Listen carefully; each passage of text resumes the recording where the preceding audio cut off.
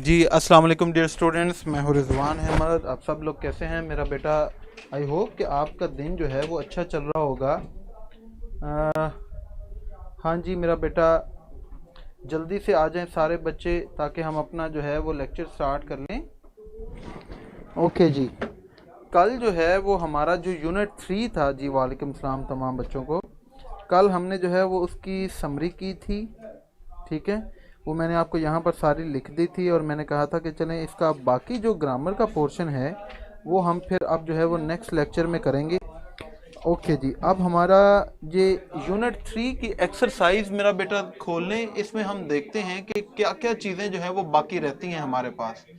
आ, इसके हमने question answers कर लिए, ग्लॉसरी वोकेबलरी कर ली, इसकी हमने समरी कर ली। अब हम देखते हैं कि इसके अंदर और क्या कोई चीज़ हमारे पास रहती है करने के लिए। ओके जी,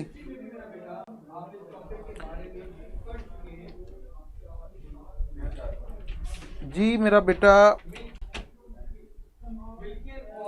देखें, ये हमारे पास जो पहला वोकेबलरी का पोर्शन है इसके अंदर कुछ वर्ड्स हैं। मैं आपको हमेशा कहता हूं कि हर एक्सरसाइज के अंदर जो वोकेबलरी का पोर्शन है वो आपने नहीं मिस करना, वो आपने ज़रूर पढ़ना है। उसी में से आपको जो है वो पेपर के अंदर भी ये आएंगे वर्ड्स। जैसे हमारे पास एक वर्ड है हीट और एक है परसिवियर, ठीक है। एक है स्ट्राइव, एक है केस और एक है पेशेंस। ये वर्ड्स हैं। अब आपने इनके मीनिंग्स लिखने हैं। मैं इनके सारों के मीनिंग्स जो है वो आपको लिखवा चुका हूं। हीड का मतलब क्या होता है? तवज्जा देना। तवज्जा देना का क्या मतलब? अटेंशन। कितना आसान। तो उर्दू में हमें वर्ड अगर समझ आ जाए तो हम उसका इंग्लिश जो है वो निकाल सकते हैं। दूसरा हमारे पास वर्ड है परसेवेर। परसेवेर का मतलब क्या होता है? साबित कदम रहना, ठीक है। तो जब साबित कदम जो है उसे हम क्या कह सकते हैं? Keep on. जो खड़ा रहता है, जो साबित कदम रहता है। उसके बाद हमारे पास वर्ड है स्ट्राइव। स्ट्राइव का मतलब क्या होता है? मेहनत करना। तो मेहनत करने को क्या कहते हैं? स्ट्रगल, ठीक है। या फिर ट्राई हार्ड। स्ट्रगल करना, मेहनत करना, जद्दोजहद करना। एक हमारे पास वर्ड है केस। केस का मतलब क्या होता है? मामला, मतलब के। ये लिख लें सारे वर्ड्स। साथ में हमारे पास वर्ड है पेशेंस। पेशेंस का मतलब क्या होता है? सब्र, जिसे हम कहते हैं एंडोरेंस। ये अपनी किताब पर ये सारे वर्ड्स जो हैं ये लिख लो, ठीक है। क्योंकि अगर जो पेपर में आने हैं यही चीज़ें आनी हैं। ओके जी, इसके साथ साथ हमारे पास आगे वोकेबलरी में एक और छोटा सा हिस्सा है, find synonyms of following words. हमारे पास कुछ वर्ड्स लिखे हैं, उनके हमने सिनोनिम्स लिखने हैं या हमने तलाश करने हैं। मैं आपको वो भी करवा देता हूं। जैसा कि देखें, हमारे पास एक वर्ड है करेज। करेज का मतलब क्या होता है? नर्व, हौसला, ठीक है। हौसला। करेज को ब्रेवरी भी कहते हैं, बहादुरी। एक हमारे पास वर्ड है कॉन्कर। कॉन्कर का मतलब क्या होता है? फतह करना, जीत हासिल करना, इसे कहते हैं विन, या इसे ओवरकम भी कहते हैं। एक हमारे पास वर्ड है डिसग्रेस। डिसग्रेस का मतलब क्या होता है? बेइज्जती, शेमफुल। हमने पढ़ा है ना, ये सारे वर्ड्स मैंने आपको करवाए हैं। इसी तरह एक हमारे पास वर्ड है हार्ड। हार्ड का मतलब क्या होता है? सख्त, सॉलिड। इसी तरह हमारे पास एक वर्ड है रिवॉर्ड। रिवॉर्ड का मतलब क्या होता है? इनाम, बाउंटी, ठीक है। इनाम, बाउंटी। लो भाई, अब ये सारे वर्ड्स हमारे सिनोनिम्स के। तो इस एक्सरसाइज में जो कुछ है वोकेबलरी का वो मैंने आपको लिखवा दिए हैं। याद आप लोगों ने खुद करने। अब याद तो मैं आपको नहीं करवा सकता, मैंने आपको समझा दिए। इसकी पिक्चर ले लो। ओके जी, अब आगे आ गया हमारा क्वेश्चन आंसर वाला जो पोर्शन है, ये हम सारे कर चुके हैं। अब हम देखते हैं कि ग्रामर के पोर्शन में हमारे पास और क्या है। मेरा बेटा, इसकी पिक्चर ले लो ताकि फिर मैं इसको रिमूव कर दूं, फिर आगे चले हम।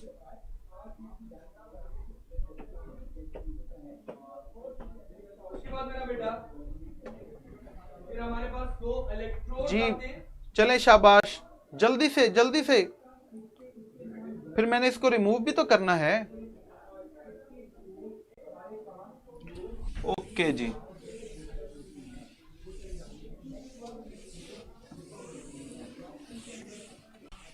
दो इलेक्ट्रोड्स जिससे हम पोटेंशियल डिफरेंस अप्लाई करते हैं। चले शाबाश। अब आगे हमारे पास आ जाता है ग्रामर का पोर्शन इस एक्सरसाइज में। ग्रामर के पोर्शन में सबसे पहले उसने एक टर्म लिखी है सिमिली। सिमिली क्या होता है? सिमिली को उर्दू में कहते हैं मुशाबहत, ठीक है।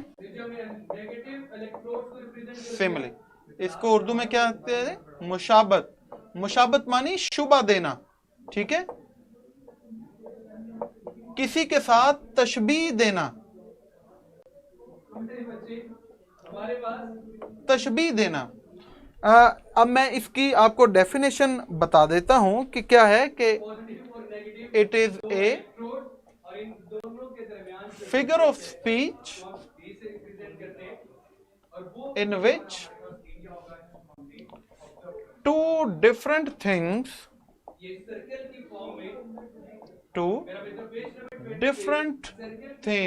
are compared.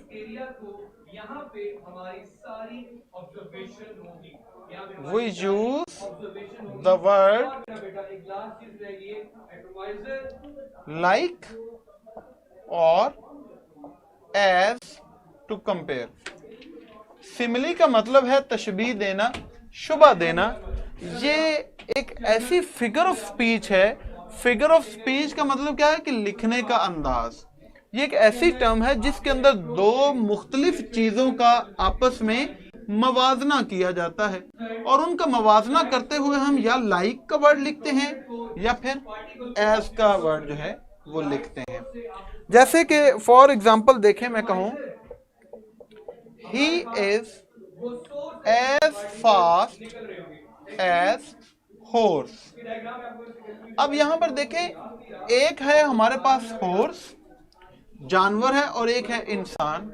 अब जानवर और इंसान दोनों एक दूसरे से मुख्तलिफ हैं, लेकिन इस जुमले में हमने उनका मुकाबला किया, उनका कंपैरिजन किया। हमने कहा वो भी उतना ही तेज है जितना कि कोई घोड़ा है। अब घोड़े का और उसका मुकाबला हो गया। अब इस मुकाबले को जाहिर करने के लिए हम क्या कर रहे हैं? एज का वर्ड यूज कर रहे हैं, ठीक है। इसी तरह अब आप जो है, जैसे ये देखें एक और, it is as cold as ice. अब इसमें हमारे पास दो चीजें, एक है बर्फ और एक है इट। ये चले हम क्या लेते हैं? टी, चाय। अब चाय और बर्फ दोनों एक दूसरे से मुख्तलिफ चीजें हैं, लेकिन इनका हम इस जुमले के अंदर जब मुकाबला कर रहे हैं कि ये चाय इतनी ठंडी जैसे कि बर्फ हो, तो इसके लिए हमने क्या किया? एज का वर्ड जो है वो यूज कर लिया, ठीक है। जैसे मैं कहूं माई सन इज लाइक ए मून, मेरा बेटा चांद की तरह है। अब यहां पर मुकाबला देखें, बेटे का और चांद का, दोनों एक दूसरे से मुख्तलिफ चीजें हैं, लेकिन इनका हम मुकाबला कर रहे हैं, तो हमने इसके साथ जो है ये देखें लाइक का वर्ड जो है वो यूज कर लिया। तो जब लाइक या एज का वर्ड यूज करते हैं तो उसे हम क्या कहते हैं कि ये हमने तशबीह दी है, मुशाबहत दी है। इसको हम क्या कहते हैं इंग्लिश के अंदर? सिमिली। कुछ लोगों का ये कहना है कि जैसे ही एटमाइजर को आप प्रेस करते हो, फ्रिक्शन की वजह से ड्रॉपलेट्स के ऊपर चार्ज आ जाता है। फ्रिक्शन की वजह से ड्रॉपलेट्स, जी बेटा बुशरा, सीन्स का भी वर्ड आ सकता है, मतलब तो यही है, ठीक है। जैसे देखें, मैं कहूं teacher was as sweet as apple pie. अब यहां पे देखें, एक चीज है हमारे पास टीचर और एक है एप्पल पाई। इन दोनों का हमने आपस में मुकाबला किया और इसमें हमने जो है वो एज का, कि वो इतना मीठे तरीके से बात करता था या करती थी जैसे कि कोई एप्पल पाई। तो ये इसे हम क्या कहते हैं? सिमिली। इसे अब आपने अपनी एक्सरसाइज के अंदर ढूंढना है कि कहां कहां जो है वो सिमिली जो है वो यूज हुई है, ठीक है जी।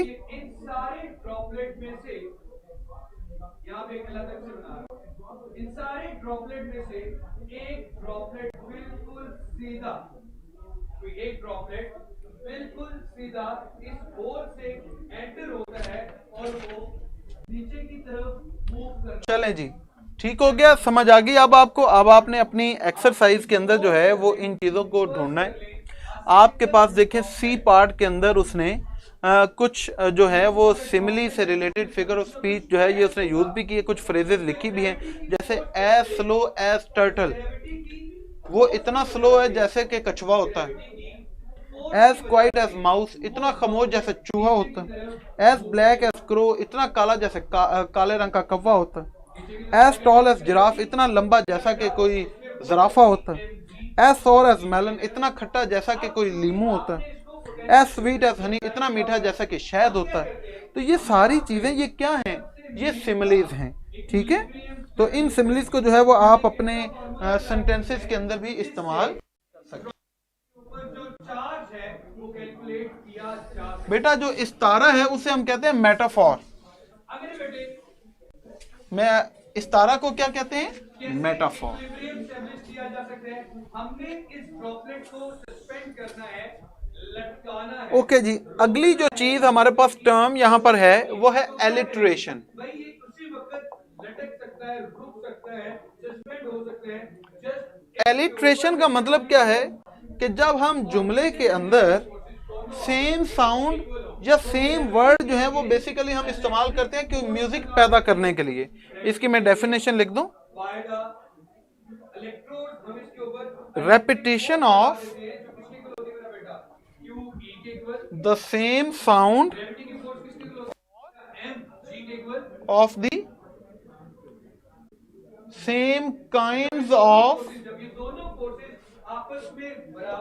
sounds at the beginning and ending of words। क्या मतलब है कि अगर हम कोई लफ्ज लिखें तो उस लफ्ज के शुरू और उस लफ्ज के आखिर में हम सेम साउंड जो है वो क्रिएट करें तो इसे हम क्या कहते हैं कि ये एलिट्रेशन है। जैसे कि देखें example, she sells, sea shells by the sea shore. अब इसके अंदर जैसे सेल्स, एस की साउंड, एस की साउंड, इसी तरह ये इसके अंदर सी शेल्स के अंदर जो है ये साउंड, ठीक है, जो बार बार रिपीट होती है, एक ही तरह की साउंड है। जैसे इसके अंदर इसी तरह देखें ना, ये एल्स, सेल्स, शेल्स, तो ये भी एल साउंड, ये भी एल साउंड, इसी तरह एस साउंड, एस साउंड, ये सारी क्या है? एलिट्रेशन है। जब किसी वर्ड के शुरू या आखिर जो है वो अगर सेम साउंड क्रिएट की जाए हम क्या कहते हैं? एलिट्रेशन, ठीक है। तो ये एक सेंटेंस के अंदर डिफरेंट वर्ड्स के अंदर भी आ सकता है। जैसा देखें, if you find your task is hard, अब देखें द साउंड, ये डी की साउंड, फाइंड, हार्ड, अब हमने सेम साउंड जो है इस सेंटेंस के अंदर क्रिएट की है, इसे हम क्या कहते हैं? एलिट्रेशन। इसी तरह देखें, वाई विद यू, अब कुछ भी लिख सकते। अब देखें यहां पर ये वाव साउंड हमने जो है वो यहां पर क्रिएट कर ली है, ठीक है। इसको क्या कहते हैं? इसको कहते हैं एलिट्रेशन।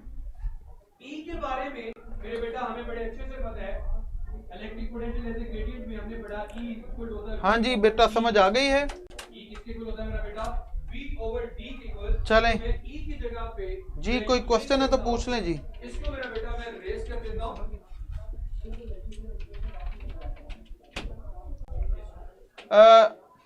बेटा ये कहीं भी इस्तेमाल की जा सकती हैं, ये नॉवल के अंदर भी, ड्रामा के अंदर भी, हर जगह इस्तेमाल होती हैं ये चीजें, ठीक है।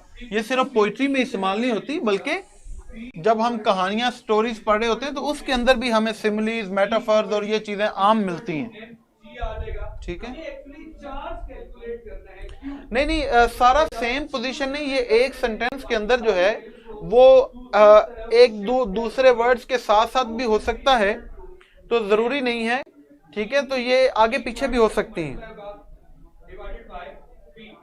जी, एक शुरू में और दूसरा उसके एंड पे हो सेंटेंस, ये हो सकता है। हमारे पास जी 10 होते हैं। अच्छा जी, चलें, शुक्र है जी, ये आपको रट गए हैं, तो आपने पहले पढ़े हुए। ओके, उसके बाद तीसरी चीज जो हमारे पास आ जाती है वो है प्रोनाउन। जो आपकी किताब में भी लिखा है, प्रोनाउन क्या है? It is a word that replaces a noun in a sentence. ठीक है जी, प्रोनाउन क्या है? It is a word that replaces a noun in a sentence. ये कौन कौन से होते हैं? जैसे I, we, you, he, she, it और दे। ये जुमले के अंदर प्रोनाउन जो हैं ये डिफरेंट कंडीशंस में इस्तेमाल होते हैं। जो पहली कंडीशन है ये है सब्जेक्टिव केस। क्या मतलब है इसका? कि अगर किसी प्रोनाउन को जुमले के अंदर आपने एज ए सब्जेक्ट इस्तेमाल करना है तो वो फर्स्ट पर्सन आई आएगा, वही आएगा, यू आएगा, ही, शी, इट, दे, ये वाले अल्फाज जो हैं वो इस्तेमाल होंगे। इसे कहते हैं सब्जेक्टिव केस। दूसरी एक है जिसे हम कहते हैं पोजेसिव एडजेक्टिव, जो बेसिकली अगर कोई प्रोनाउन अपनी पोजेशन शो करना चाहता है तो वो पोजेसिव एडजेक्टिव के तौर पर इस्तेमाल होता है। जो आई का बन जाएगा माई, वी का अवर, यू का योर, ही का हिज, शी का हर, इट का इट्स, दे का देयर। क्या मतलब है ये देखें। जैसे मैं बहुत सिंपल एक सेंटेंस लिखूं, आई प्ले हॉकी, मैं हॉकी खेलता हूं। इसमें हॉकी खेलने वाला कौन है? ये हमारा सब्जेक्ट है। अब अगर सब्जेक्ट में मैंने अपना प्रोनाउन यूज करना है तो मैं ये यूज करूंगा। मैं अगर कहूं ही प्लेज हॉकी तो फिर ये ही आ जाएगा और आगे जो है वो वर्ब के साथ जो है वो अगर इंडेफिनिट है प्रेजेंट तो एस आ जाएगा। ठीक है,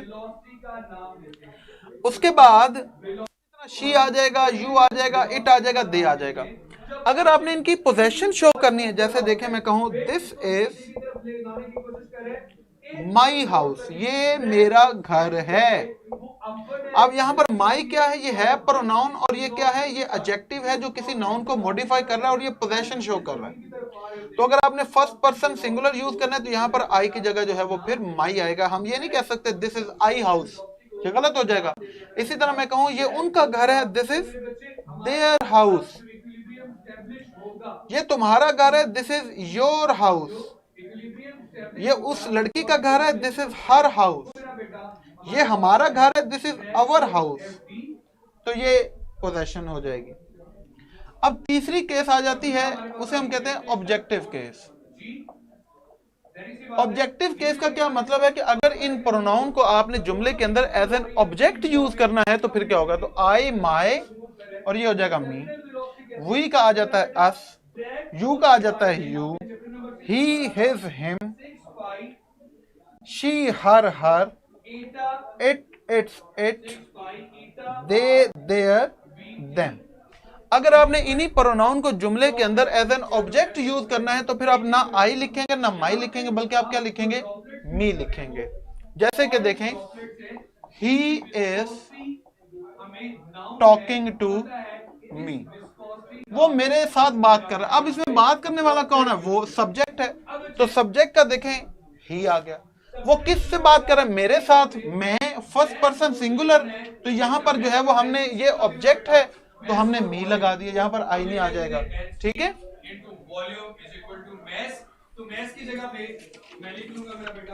ये तरीकेकार होता है। अब एक है जिसे हम कहते हैं पोजेसिव प्रोनाउन। पोजेसिव प्रोनाउन ये क्या है? कि अगर आपने इन प्रोनाउन को पोजेशन के शोर के तरीके पर इस्तेमाल करना है, पोजेशन को शो करना है और एडजेक्टिव नहीं लिखना, आपने प्रोनाउन लिखना है, तो फिर क्या हो जाएगा? जैसे आई है, तो माइन हो जाएगा, वॉल्यूम होता है मेरा बेटा, आवर है तो आवर्स हो जाएगा, यू है तो योर्स हो जाएगा, हिज का जो है वो हिज ही रहेगा, हर है तो हर्ज हो जाएगा, तो आ ही रहा है, ठीक है, रो बी की जगह मैं लिख देता इट्स इट ही रहेगा, पाई आर क्यू, देयर है तो देयर्स हो जाएगा। तो ये जुमले के अंदर जो है वो प्रोनाउन के तौर पर इस्तेमाल होते हैं। फॉर एग्जाम्पल जैसे कि देखें, मैं कहूं दिस इज माई बुक, ये मेरी किताब है। अब यहाँ पे माई जो है ये नाउन को मॉडिफाई कर रहा है, ये एडजेक्टिव है। अब मैं कहता हूं दिस बुक इज माइन, ये मेरी किताब है। अब ये यहाँ पे ये देखें, ये माइन जो है ये बेसिकली प्रोनाउन के तौर पर इस्तेमाल हो रहा है, वो अपनी बात कर रहे हैं ना, हमने सब ठीक है। तो यहाँ पर हम जब प्रोनाउन शो करेंगे पोजेसिव प्रोनाउन, तो फिर ये इस तरह लिखा जाएगा। इसी तरह yours, his, her, its, their, theirs आ जाएगा। प्रोनाउन क्या होते हैं, प्रोनाउन जुमलों के अंदर कैसे इस्तेमाल होते हैं, ये आपको पता चल गया कि अगर सब्जेक्ट के तौर पर इस्तेमाल करना है ऐसे, एडजेक्टिव के तौर पर इस्तेमाल करना है ऐसे, ऑब्जेक्ट के तौर पर इस्तेमाल करना है ऐसे, पर पोजेसिव प्रोनाउन के तौर पर इस्तेमाल करना है तो ऐसे। जी कोई क्वेश्चन है तो पूछ लें। ये इसकी अगर आप पिक्चर लेना चाहते हैं तो पिक्चर ले लें मेरा बेटा, शाबाश। अब इस r की वैल्यू को मेरे बेटे, अब इस r की वैल्यू को हमारे पास यहाँ पे पुट करने, क्लियर है? चलें अब देखें, नीचे आपके पास एक एक्सरसाइज है, fill in the blanks with correct pronouns. Correct pronoun आपने लगाने हैं। Sir if you are done take a side. जी सारा बेटा मैं साइड पर ही खड़ा हूं, आप प्लीज मेरा बेटा पिक्चर ले लें। ध्यान से सुनिएगा मेरे बच्चे, r की वैल्यू आपने कैलकुलेट कर ली। आज जब आपने कैलकुलेट कर लिया, मैंने कहा इस इक्वेशन में दोबारा आ जाए, ये वाली इस इक्वेशन में हमारे पास, क्योंकि हमने यहाँ से कहानी स्टार्ट की थी कि हमें m का, चले थैंक यू लाबिका बेटा। m का पता चल जाए तो q की, अच्छा जी अब ये देखें हमारे पास एक्सरसाइज है। अब आपने इस एक्सरसाइज के अंदर क्या करना है कि आपने डिफरेंट प्रोनाउन लगाने हैं, ठीक है। जब r कैलकुलेट कर लिया तो क्वेश्चन ये साबित हो जाए भाई 6 भी कांस्टेंट है, 5 भी कांस्टेंट है। ये आप घर बैठ के, ये आपका होमवर्क है, आप इनके प्रोनाउन लगाएं। अगर आपको इसकी समझ ना आए तो आप कल के लेक्चर में मुझसे जो है वो पूछ सकते हैं, ठीक हो गया जी। क्वेश्चन ये साबित होता है भाई टर्मिनल वेलोसिटी हमने कैसे निकाली बेटा, हमें दो इलेक्ट्रोड्स के दरमियान डिस्टेंस का पता था। ओके जी, आगे अगला हमारे पास टॉपिक है डिग्रीज ऑफ एडजेक्टिव। डिस्प्लेसमेंट को टाइम में डिवाइड करने से टर्मिनल वेलोसिटी का भी पता चल गया। तो इस बात का मतलब ये बनता है कि हमारे पास g भी पता है, ये भी पता है, r भी पता है, थीटा भी पता है, तो क्या चीज कैलकुलेट कर सकते हैं, मैथ। जब मैथ की वैल्यू आ जाएगी इस एक्सरसाइज में डिग्रीज ऑफ एडजेक्टिव के ऊपर काम है। उसके बाद हमारे पास एक टेंस है future indefinite tense, adjective phrase है, ये चीजें हैं हमारे पास। और बस फिर हमारी ये एक्सरसाइज जो है वो खत्म हो जाएगी। लेकिन मेरा ख्याल है आज के लिए इतना काफी है। कल इंशाल्लाह इसकी एक्सरसाइज में जो बाकी चीजें हैं वो हम करेंगे। जी मेरा बेटा, जी बिल्कुल, फिजिक्स वाले सर जो हैं वो बड़े एंथुजियास्टिक होकर पढ़ाते हैं, बड़ी एनर्जी के साथ पढ़ाते हैं, तो इसलिए जो है वो उनकी आवाज़ साथ वाले स्टूडियो में भी आ रही होती है। ठीक है जी, मेरी ये कोशिश होती है कि जो मैं पढ़ाऊँ कम से कम बच्चों को समझ आ जाए। अब वो ऊंचा पढ़ाएं, आहिस्ता पढ़ाएं, रुक रुक के पढ़ाएं, तेजी से पढ़ाएं, जैसे भी पढ़ाएं, अगर बच्चे को समझ आ जाए, बच्चे का माइंड क्लियर हो जाए, तो वही फ्रूटफुल चीज है जी।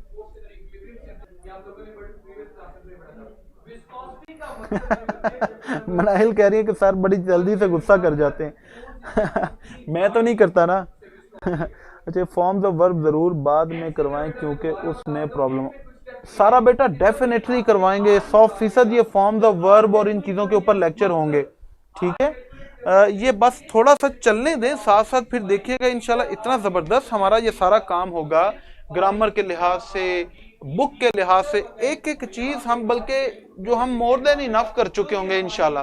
थोड़ा सा टाइम अभी इसको गुजरने दें।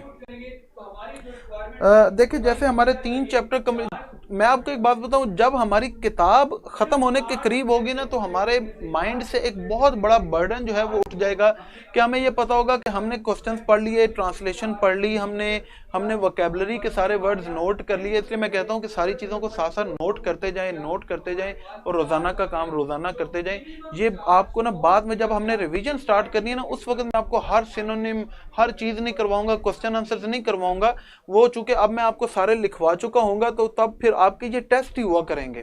मैं आपको जल्दी से आइडिया एक्सप्लेन कर दिया, आपके साथ डिस्कस की, आपसे चीज़ें पूछा करूंगा, आप मुझे कमेंट सेक्शन में बताया करेंगे। तो इस तरह का हमने रिवीजन करनी है, तो हमें फिर पता होगा कि सिर्फ ग्रामर की चीज़ें हमारी रहती हैं, बुक हमारी जो है वो सारी कंप्लीट हो गई है। तो ये इंशाल्लाह जो है ये साथ साथ दोनों चीज़ें चलेंगी। बेटा इसकी ना सेंट्रल आइडिया ना करें, पेपर के अंदर आपको समरी आनी है, ठीक है। सेंट्रल आइडिया नहीं आएगा, समरी आएगी, इसलिए आप समरी प्रिपेयर करें। सेंट्रल आइडिया बहुत छोटा लिखा होता है एक आधे पैराग्राफ के अंदर, तो उसके आपको फिर मार्क्स नहीं मिलेंगे, ठीक है। समरी अपनी प्रिपेयर करो मेरा बेटा साहब। हाँ अब्दुल्ला देखो, पोजेसिव एडजेक्टिव, पोजेसिव का मतलब है मलकियत, ठीक है। तो सिर्फ इसका बड़ा आसान मतलब है कि अगर हमने कोई प्रोनाउन मलकियत के लिए शो करना है और वो मलकियत जो है वो किसी नाउन को मॉडिफाई कर रही है, तो जब कोई वर्ड नाउन को मॉडिफाई करता है तो वो कहलाता है एडजेक्टिव। जैसे देखिए मैंने कहा दिस इज माई बुक या दिस इज माई हाउस। अब ये हाउस क्या है, ये नाउन है, तो इसका मतलब है कि ये वर्ड किसी नाउन को मॉडिफाई कर रहा है। तो जब ये नाउन को मॉडिफाई करता है तो ये क्या बन जाता है, एडजेक्टिव। और ये मेरा घर है, ये उसका घर है, ये तुम्हारा घर है, ये हमारा घर है, ये पोजेशन को, मलकियत को शो कर रहे हैं। तो ये बेसिकली प्रोनाउन के ये केसेस जो हैं, ये हालत जुमले के अंदर पोजेशन को शो करने के लिए इस्तेमाल की जाती है, और जब ये पोजेशन को शो करती है तो ये बन जाती है एडजेक्टिव। इसी तरह प्रोनाउन की ये हालत ये भी जुमले के अंदर पोजेशन को शो करने के लिए इस्तेमाल करती है। जैसे दिस बुक इज माइन, ये किताब मेरी है, तो ये मलकियत शो हो रही। लेकिन यहाँ पे ये इस बुक को मॉडिफाई नहीं कर रहा, बल्कि ये तो किसी जो है वो देखें आगे हमारे पास जो है वो वर्ब है, हेल्पिंग वर्ब है, उसके साथ आगे लगाओ, ये इस नाउन को मॉडिफाई नहीं कर रहा, बल्कि ये जो मलकियत है, जिसकी मलकियत है उसको शो कर रहा है, ठीक है। तो इसलिए जो है ये हिस्सा जो है वो प्रोनाउन कहलाता है, ये भी पोजेशन है। ठीक हो गया मेरा बेटा, समझ आ गई अब्दुल्ला? चले इंशाल्लाह अब कल आपसे मुलाकात करेंगे। अपना ख्याल रखें, दुआ में याद रखें।